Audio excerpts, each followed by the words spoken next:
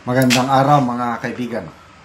Bigyan natin ng reaction, opinion ngayon itong post ng ang balita ngayon. Pahayag ni Manny Manuel Manny Pangilinan, MVP. Isa sa mga business leaders sa country. Babala niya epekto sa ekonomiya itong talamak na korupsyon pag hindi ito maagapan. MVP, nagbabala, babagsak ang ekonomiya kung hindi tutugunan ang korupsyon. Matindi yan. Nagbabala si Manuel V. Pangilinan, chairman ng Metro Pacific Investment Corporation, na posibleng humantong sa pagbaba ng credit rating, paghina ng ekonomiya, at pagkawala ng tiwala ng mga mamumuhunan kung hindi agad aaksyonan ng gobyerno ang lumalalang isyu sa korupsyon. Sa kanyang talumpati sa Financial Executives Institute of the Philippines, sinabi ni Pangilinan na seryoso ang sitwasyon, ngunit maaari pa itong marisolba sa tulong ng mga profesional at institusyong handang manindigan para sa integridad. Ito yung kanyang exact word.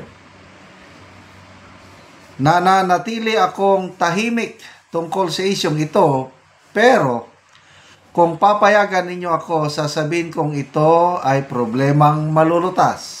Ngunit sa mahabang panahon at sa tulong ng mga taong narito sa bulwagang ito. Ayon kay MVP, ang ekonomiya ay tiyak na maaapektuhan kapag kulang o pabaya ang tugon ng mga institusyon. Sabi niya, dahil sa laki ng halagang nasasangkot, tiyak na magdurusa ang ekonomiya at posibleng bumaba ang credit rating ng bansa kung mananatiling mahina ang tugon ng mga institusyon. Binigyan din ni Pangilinan na hindi sapat ang mga batas laban sa katiwalian kung kulang sa mga profesional na may kakayahan at katapatan.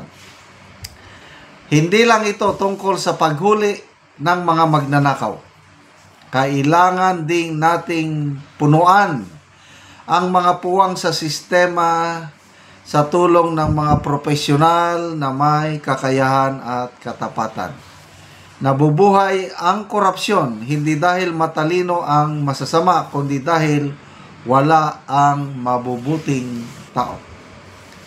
Dagdag pa ni MVP, ang kakulangan ng transparency at pananagutan ay paulit-ulit na nagpapahina sa mga ekonomiya, isang aral na napatunayan na noong 1997 Asian Financial Crisis.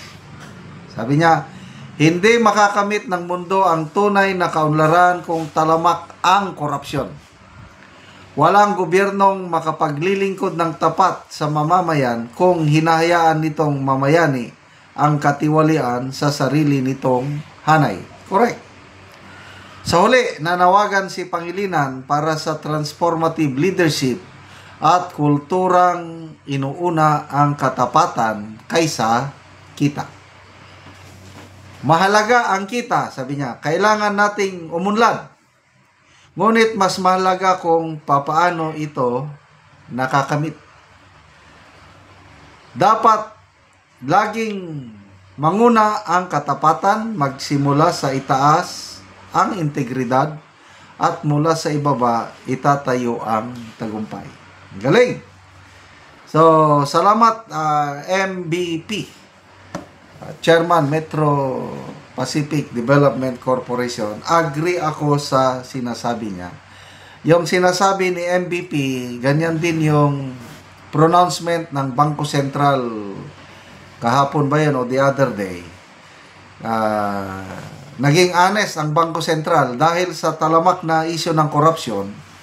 Ang Pilipinas hindi niya na makakamit ang economic growth target this year. Hindi ko alam kung ilang percent more or less nasa 6% siguro ang economic growth forecast. So dahil sa issue ng korupsyon, wala na. Lower than the target. Ganon din ang sinabi ng US, Philippine Ambassador to the US, Ambassador Romualdez. Apektado ang investment climate sa Pilipinas dahil sa yung mga US investors na nagplanong mag-invest sa Pilipinas, wala na. Nagiging wait and see attitude. Depende sa ginagawa ng gobyerno, paano nila ma-resolve itong issue ng korupsyon. Yung sa 1.7 trillion na wealth o market capital na biglang nawala, although sinasabing fake news daw yun, marami ang nagsasabi ngayon, nagpapakita ng data from Philippine Stock Exchange na totoo yun. Actually, yung isang naipakita, from February to October this year, 3.6 trillion pesos ang nawala sa capital market. Ganyan na po kalala ang sitwasyon sa ating bansa at I don't know kung gaano o ano ang gagawin ng gobyerno paano ma-stop yung pag-alis ng mga mamumuhunan sa bansa. Sa ngayon, sa aking opinion lang, kulang na kulang ang ginagawa ng gobyerno pag-address sa korupsyon. Yung ICI nila, investigation, wala. Marami, isa ako, sa hindi naniniwala dahil, ayun, biglang nag-resign si Mayor Magalong na nagbibigay sa kanila ng credibility. Ngayon, wala na. Tapos, nakakapagtaka yung ginagawa nilang private hearing ang kanilang mga pagdinig. Bakit ayaw ipakita sa publiko? Dito naman sa mga politiko na nasasangkot, hanggang kay Saldico lang ang pinapangalanan, kailang si Saldico naman, hindi naman nila pinababalik sa bansa. Pinapabayaan lang na he is free to move. Dahil ang passport niya, intact pa rin. Walang ginagawa ang gobyernong ito.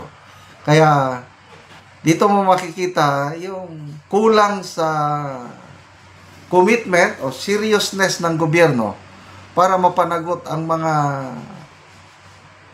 nasasangkot sa katiwalian dahil pinapabayaan lang nila ang isang Saldico na malayang gumagalaw sa iba't ibang bansa.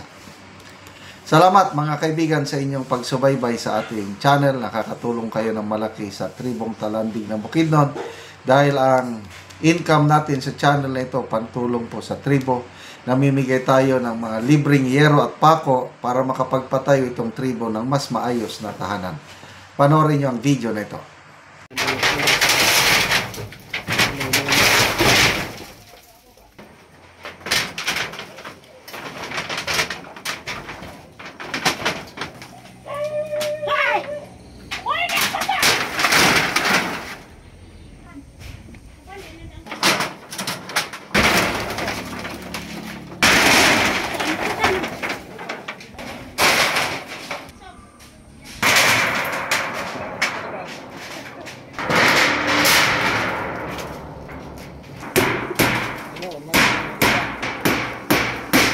Karon human na gyud pag-atop sa balay ni auntie og maayo na gyud nga tan-awon. So dili na sama ganina nga mga buslot na ang yangiro. So karon maayo na. So kini si auntie usan ni siya kabalo nga wala na niya kakayahan sa pagpuli sa iyang atop apan karon nalipay siya nga natagaan siya giro. Salamat nga napulian na gyud akong atop. Mabainting ko na ni katuig. Nakayag na. Oo. Salamat sa Ginoo ang naghatag ani. Oo. So pila na di auntie ka tuig nga nabalo ka na? Upat ka man na bulan. Upat pa ka bulan. Oo. Oo, so kuan gyud auntie ba dugay-dugay nang wala mo nakapuli og atop, namatay na lang si uncle. Oo, dugay-dugay na. Mm. Among atop. Oo. Lagi. So, pila ka buki mong anak, ante? Upat. So, tanan na nakapamilya, ante? Tanan na. Ay, so, ang nagpuyo karon, ikaw ra sa imong balay nagpuyo karon. Akong mga apo. Ikaw ug ang imong mga apo. So, pila na da imong edad, ante? 57 o 55. 55 ka na. Oo, so, kuan na gyud, ante ba? Pila na ka buki mong apo, ante? Unom na. Oo, sige. So, salamat kay ante. Salamat sa paghatag sa sin. Oo. Kaya makabid.